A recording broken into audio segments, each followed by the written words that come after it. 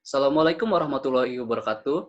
Kepada yang terhormat Pembimbing 1 Insinyur Hadi Tresno Wibowo, Pembimbing 2 Dr. Eng Muhammad Arif Budianto STMT, dan kepada yang terhormat Penguji 1 Profesor Dr. Insinyur Sunario MSc, Penguji 2 Dr. Agus S. Pamitran STMeng, dan Penguji 3 Dr. Insinyur Markus Albert Talahatu MT. Pada hari ini, Rabu 1 Juli 2020, saya Alif Hikmah Fikri sebagai mahasiswa teknik perkapalan angkatan 2016 akan melakukan publikasi terhadap penelitian saya yang berjudul Kapal Tanpa Awak Menggunakan Kontrol Internet of Things untuk Pertolongan di Saat Bencana. Outline yang akan saya presentasikan sebagai berikut.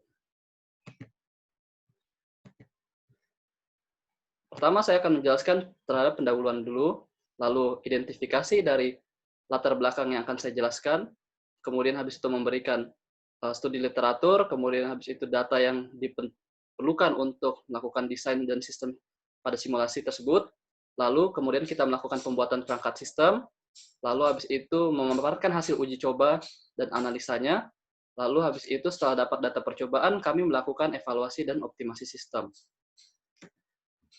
Pada tahun 2018, menurut data BNPB, cukup banyak korban bencana yang terjadi akibat bencana perairan di Indonesia. Karena pada tahun 2018 terjadi tsunami di Sulawesi Tengah dan juga beberapa bencana banjir di beberapa titik wilayah Indonesia. Sehingga mengakibatkan seperti gambar yang terlihat pada tampilan slide, di mana banyaknya korban yang terjebak mengakibatkan banyaknya juga korban yang meninggal ataupun luka berat. Permasalahan yang terjadi adalah pencarian korban menggunakan perahu karet, dan juga bisa juga menggunakan proses evakuasi menggunakan helikopter. Namun, permasalahan yang paling penting terjadi adalah prosedural tersebut biasanya tanpa melakukan pemetaan wilayah terlebih dahulu, sehingga tim evakuator akan kesulitan melakukan penerjangan pada wilayah evakuasi. Oleh karena itu, kami melakukan penelitian berupa pembuatan kapal Unmanned Surface Vehicle atau disebut USV, atau disebut juga dengan kapal tanpa awak untuk melakukan misi search and rescue, di mana kami akan melakukan pembuatan kendali dengan menggunakan sistem Internet of Things, lalu menguji pengaruh jarak sistem tersebut untuk kendali kapal tanpa awak, kemudian kami menguji performance dari kapal rancangan yang telah kami buat tersebut. Lalu selanjutnya, di sini, kapal yang akan digunakan adalah kapal Makara 03, dengan spesifikasi yang dapat dilihat disebut di dalam slide, dengan panjang maksimal 146 cm, lebar 42,6 cm, tinggi maksimal 24,9 cm, draft 6,5 cm, dan displacement 19 kg. Pada gambar sebelah kiri dapat dilihat bahwa terdapat kapal rancangan secara 3 dimensi kapal Makara 03. Sedangkan pada kiri bawah dapat dilihat rancangan lines plan dari kapal Makara 03 itu sendiri. Lalu, sebelum kita melakukan perancangan sistem yang ada di dalam Makara 03, kami melakukan interview terlebih dahulu kepada orang-orang yang mengalami kejadian bencana perairan tersebut. Yang pertama kami lakukan adalah melakukan interview dengan tim SAR sejumlah 2 orang dengan metode interview secara langsung terkait dengan SAR di bencana perairan. Permasalahan yang paling utama adalah banyaknya korban yang tidak ingin dievakuasi. Lalu wilayah dari bencana tersebut, wilayah dari tempat terjadinya bencana tersebut menyulitkan petugas untuk melakukan evakuasi. Selain itu, wilayah evakuasi itu memiliki resiko yang besar dalam penyelamatan. Seperti contoh yang disebutkan oleh tim evakuator mengatakan bahwa pernah melakukan evakuasi, namun kapal terbalik karena adanya kawat berduri di sekitar wilayah lokasi sehingga mengakibatkan korban. Lalu kami melakukan interview juga dengan korban bencana, di mana kata mereka kejadian bencana cukup cepat sehingga tidak ada waktu untuk melakukan pengungsian secepat mungkin, sehingga beberapa dari mereka terjebak dan menunggu lama tim evakuator datang. Lalu setelah itu ada data penting yang kami dapat, yaitu daerah kebencanaan banjir yang mereka waktu itu terjadi adalah wilayah kebencanaan perairan tersebut masih memiliki sinyal internet, sehingga kita bisa mengimplementasikan kapal ini. Dan juga buat mereka adalah sulit sekali untuk mendapatkan tempat di mana korban terjebak karena mereka mungkin terseret arus atau terjebak dalam sebuah tempat yang cukup sulit untuk dijangkau. Lalu setelah kita mendapatkan data dari hasil interview kepada korban dan tim evakuator, kami membuat rancangan sistem kapal tersebut, yaitu seperti ini. Ketika kapal bisa dilakukan deploy secara normal atau kapal berjalan normal, kapal akan melakukan pencarian korban dengan melakukan kendali manual, di mana ada orang yang melakukan kendali secara langsung kepada kapal tersebut, di mana kapal tersebut terdapat sebuah kamera untuk melihat kondisi sekitar di sekitar kapal.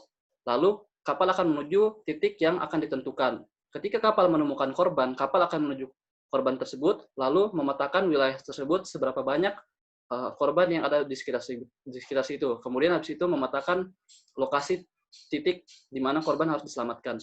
Namun jika kapal belum menemukan korban atau kapal setelah menemukan korban hilang sinyal, maka kapal akan melanjutkan kepada mode kendali otomatis, yang di mana kapal akan kembali kepada tempat di mana kapal ditempatkan di awal atau di-deploy, yang disebut dengan back to home.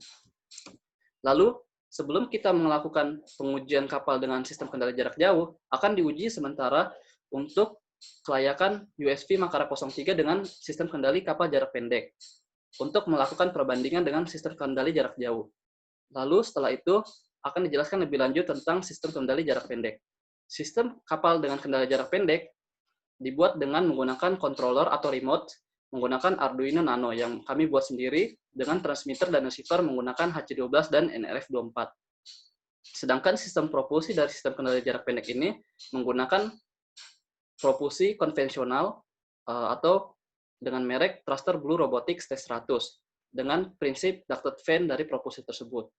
Lalu untuk uji performance kendali jarak pendek ini, kami mendapatkan data bahwa kapal memiliki kecepatan maksimal dengan kecepatan 2 knots atau 1 meter per detik, kecepatan maksimal, di mana pengujian dilakukan di sebuah kolam dengan ukuran panjang 15 meter, dan kami mengukur waktu dari kapal berjalan secara beberapa tingkatan level. Lalu untuk uji kendali, di sini kami menyimpulkan bahwa HC12 dan NRF24 ini memiliki data loss dan latensi yang bagus. Namun, nanti akan dijelaskan lebih lanjut dari jarak kendalinya. Oke, uji kendali mengatakan bahwa kalau kapal ditempatkan di tempat di mana antara controller dan kapal memiliki banyak obstacle, di mana ada tembok atau pohon, maka kapal hanya mampu dijangkau dengan jarak maksimum 30 meter. Lalu, jika kapal ditaruh di lingkungan terbuka, antara controller dan kapal tidak ada obstacle, maka uji kendali maksimum 50 meter.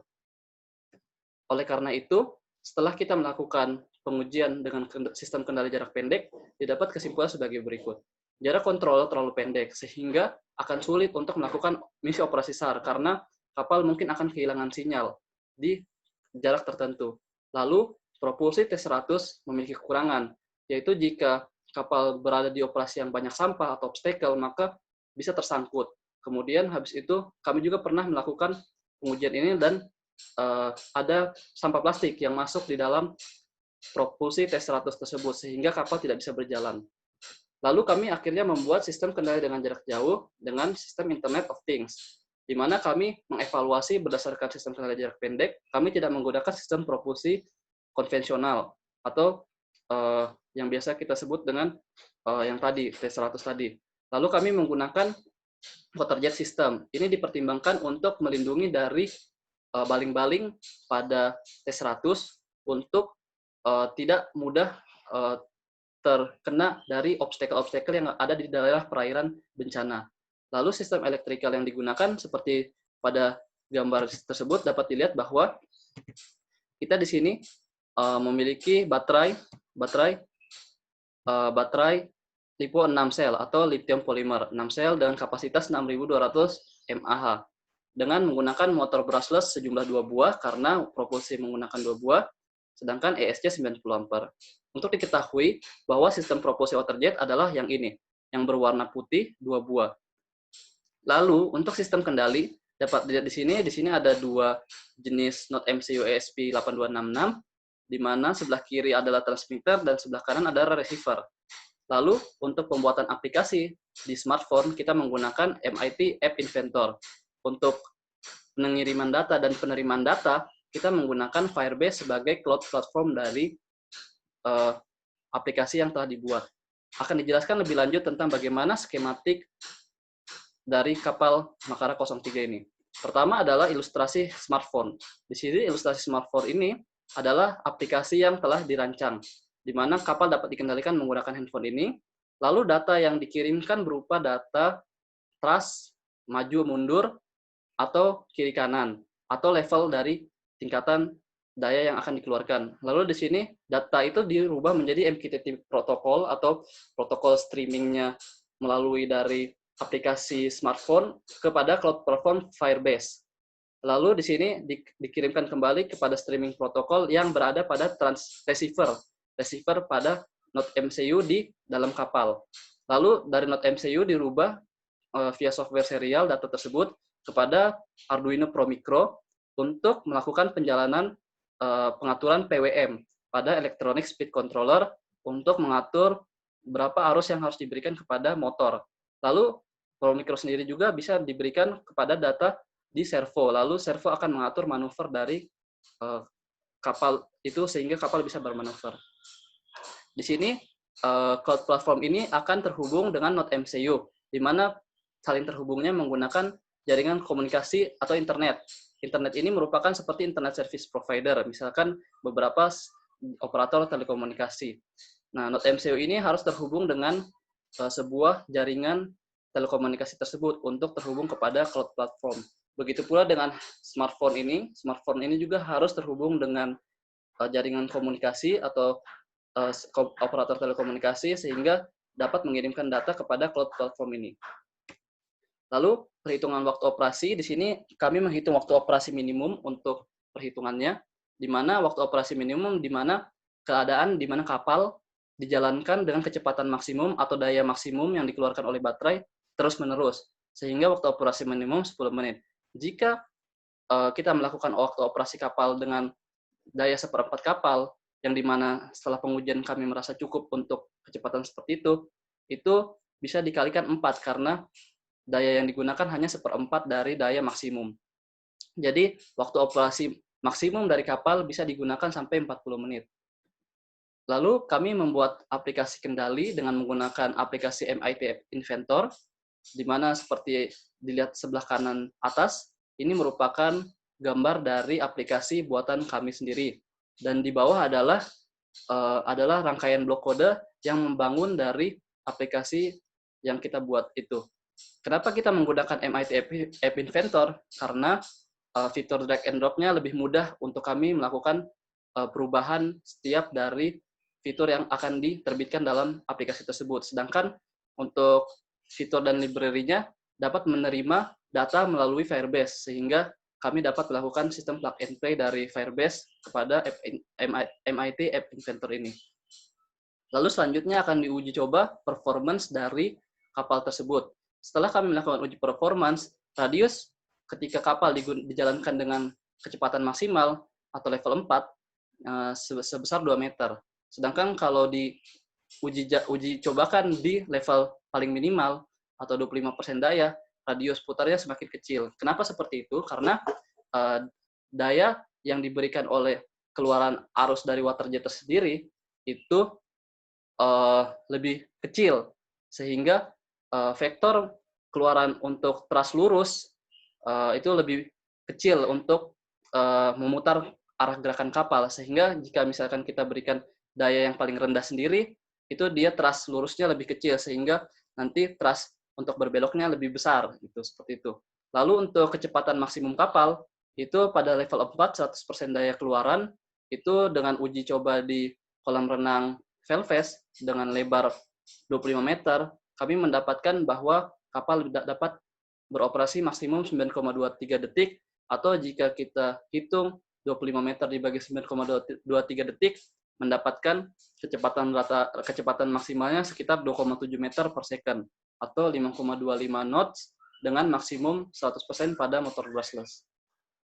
Lalu dilakukan coba uji tarik, di mana kami melakukan pengujian tarik menggunakan timbangan digital dan coba ditarik dengan setiap tingkatan levelnya.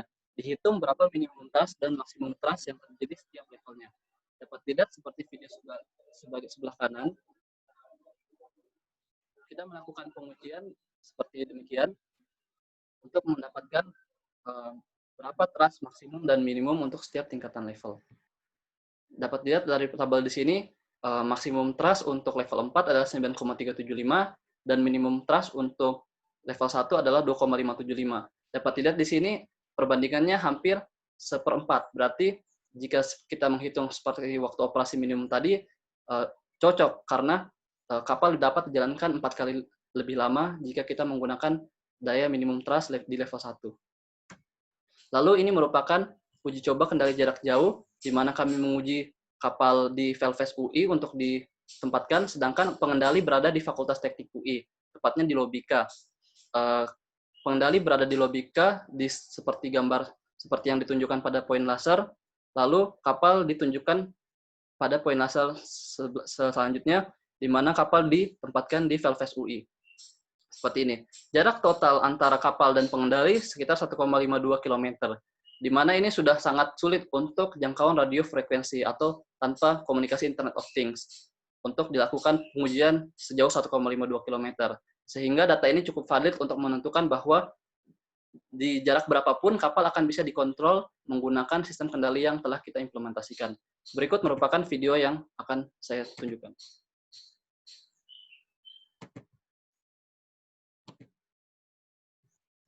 Oke, ini merupakan layar untuk melakukan pengontrolan di mana kami bisa melihat situasi kapal di sekitar tempat kapal dideploy, dan ini merupakan protokol live streaming, sehingga apa yang tercantum pada layar tersebut merupakan kondisi sesungguhnya yang terjadi pada lapangan.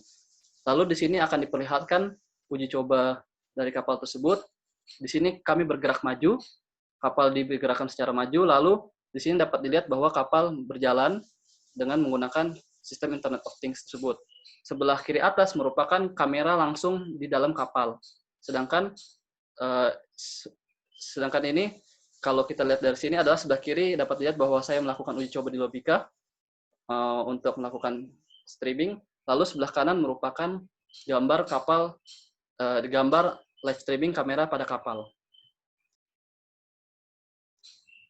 Oke, di sini saya akan memperagakannya lebih lama.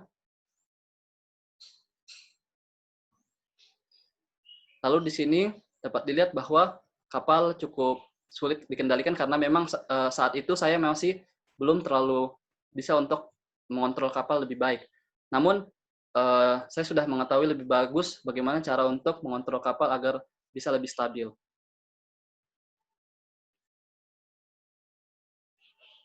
Dapat dilihat di sini saya sedang mengendalikan dengan menggunakan perangkat smartphone di sebelah kiri atas terhadap kapal yang berada di Velves UI sebelah kanan yang layar besar.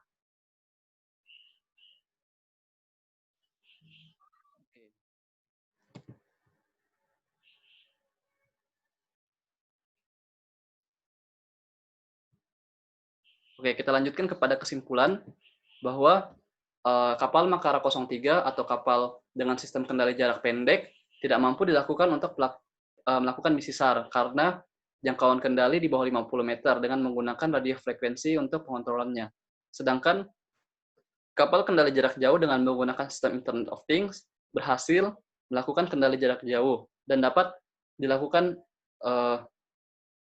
misi SAR di saat terjadi bencana perairan. Karena pada saat uji performance, kapal mendapatkan kecepatan maksimum 5,2 knots yang dirasa cukup untuk kecepatan tersebut secara maksimum. Lalu secara manuver juga cukup bagus, di mana manuver minimum yang bisa manuver maksimum yang bisa dilakukan adalah 1 meter, di mana bodi kapal hanya sepanjang 1,5 meter.